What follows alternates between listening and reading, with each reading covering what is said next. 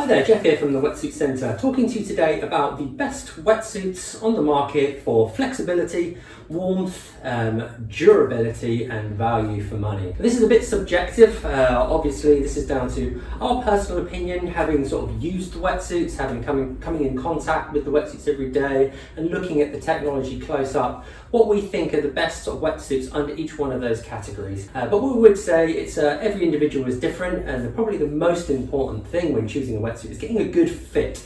It could be the best wetsuit in the world, but if the fit isn't good, then it's not going to be good as a wetsuit, you know, which is inferior in terms of technical spec, but actually fits better. So these are the best sort of wetsuits we think out there currently for each one of these categories, and that comes down again to sort of personal experience, but you might think differently. But this is our opinion, and hopefully be useful for you when you're shopping around, because there is a huge amount of wetsuits on the market. And we do get asked a lot what our opinion is, personal opinion, what we think is the best wetsuit, and what wetsuits we're actually using at the Wetsuit Centre as well. I haven't got all of the wetsuits here, but it's really more talking about the actual sort of model. What we'll start off with is the flexible wetsuit. So the best wetsuit for flexibility, performance is probably the way it's sort of categorised.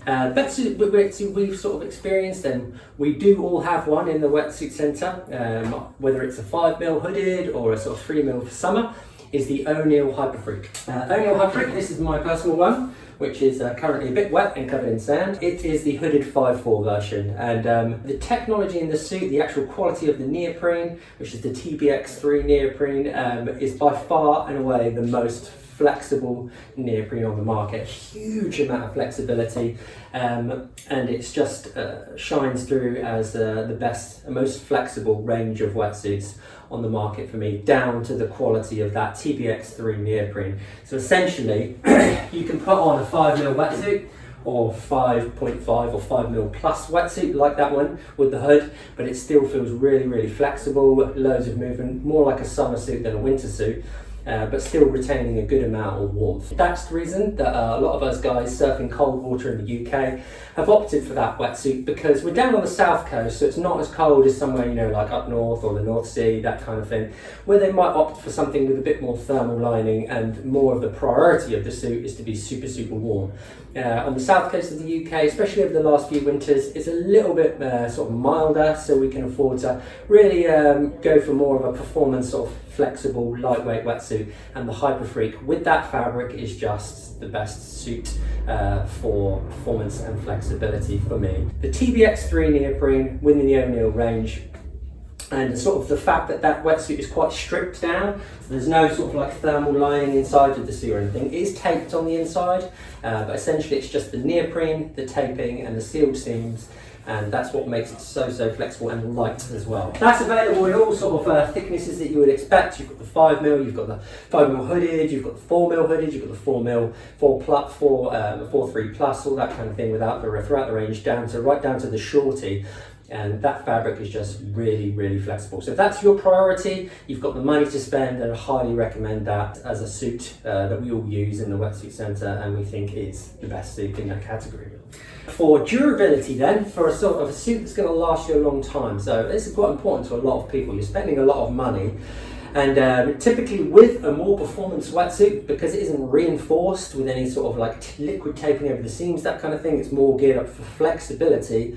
One of these sort of things you suffer is less of a shelf life on the suit. So whereas with something that is a little bit more heavily reinforced, if you like, it will last longer, but it will be heavier. With a suit like the Hyperfreak, where it's a lot more about flex and performance, typically a suit like that won't last as long. Okay, so for us, having tried on a few suits and having looked at the amount of suits that we get back in terms of fixes and repairs under warranty, for me the best suits is the O'Neill Psycho 1. Obviously we're going a little bit O'Neill heavy here, and there's an O'Neill sign on the wall, but we are being unbiased.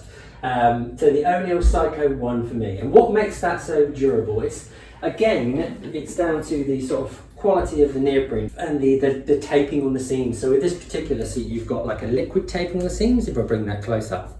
For me, this is the thing that really gives it the shelf life. Okay, it's a bit old school, but old fashioned, but it's just that wide liquid taping on the seam. Okay, what that does, it basically reinforces the seam. Quite straightforward. You've got the sort of glued and blind stitch seam. You've got the taping out on the inside, but you've also got that liquid taping on the outside. That just really protects the seam, stops it pulling or tearing apart. That is typically the thing that will fail on a wetsuit, is the seams will begin to leak, begin to tear apart on the cuff and everything like that.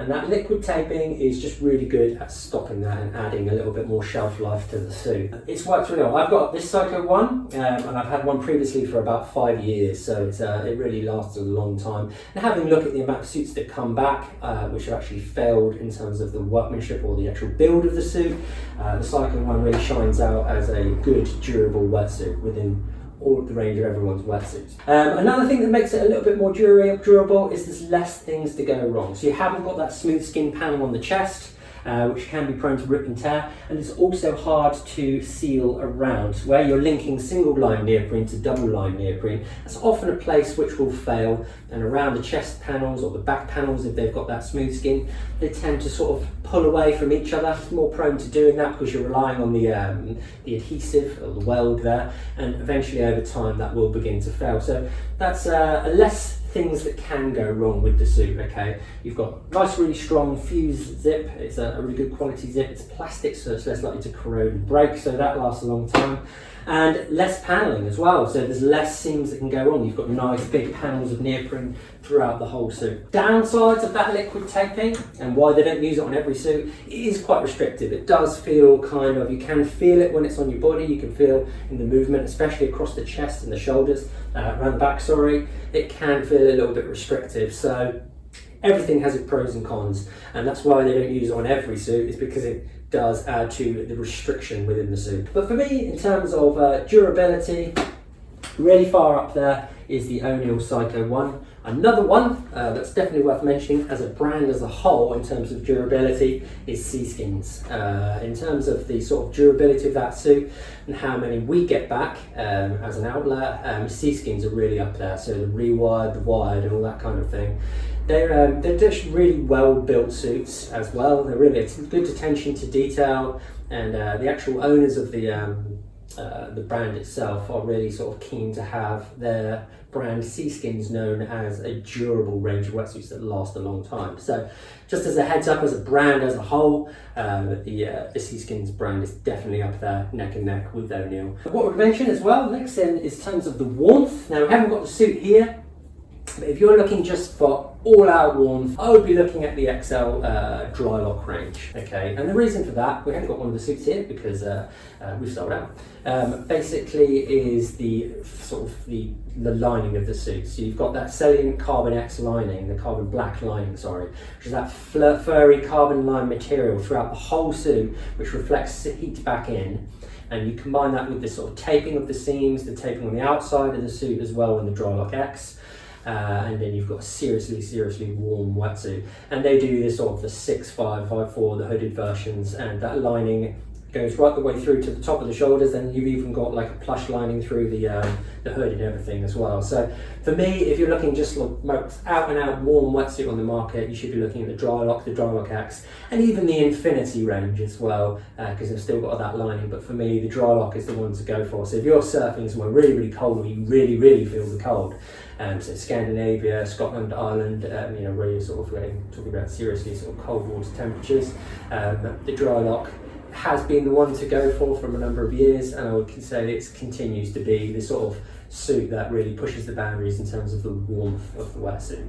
If we sort of move further down the other end of the scale, we're looking at entry-level wetsuits. So the wetsuits are sort of budget. The best wetsuits if you're not looking to spend too much more money but you want a good quality wetsuit. So highlighted two here for you. We've only actually got one with us. The other one, again, we've sold out, but we'll mention for you so you know if you have a little look around either at the Wetsuit Centre website or elsewhere, you know what to look for.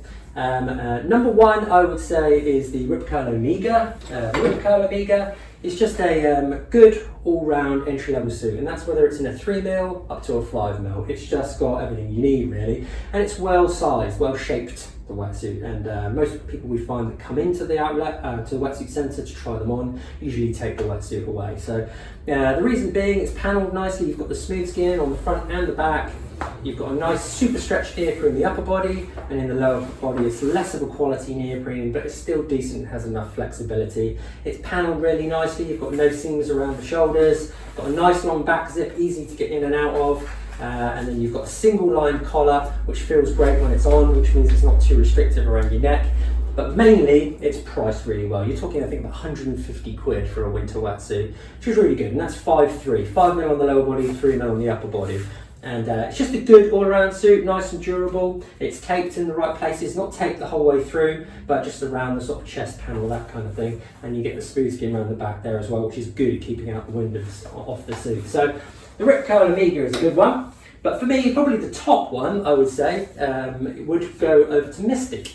Mystic wetsuits. The Mystic Star for me is probably the best value wetsuit, definitely for winter, that we do. You just get a huge amount of technology in the wetsuit. We have done a separate video on that if you look it up, or if you go to the website and look at one of the Mystic Stars that we have in stock, you'll be able to see the video and a sort of like review in terms of everything that's going on technically.